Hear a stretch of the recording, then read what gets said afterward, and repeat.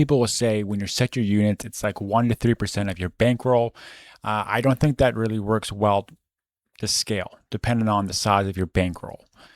So what I've done, I've created this unit size calculator, and you can use it to create your own unit size. If you're not sure where to start, a lot of people that get into sports betting, they don't even know about bank management. So the first thing you need to do is set your unit size. That's going to help you manage your risk. So a unit is the amount that you will place on a bet, and everyone's unit size is different.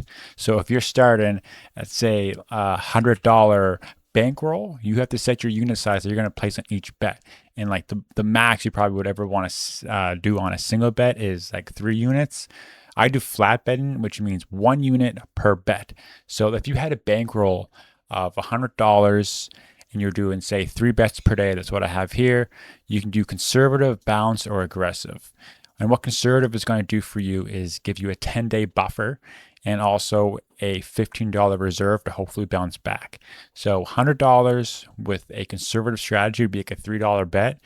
Balance would be $4.50, and then aggressive would be more like $6. So your unit size would be $6. So if you're doing flat betting, each bet would be $6.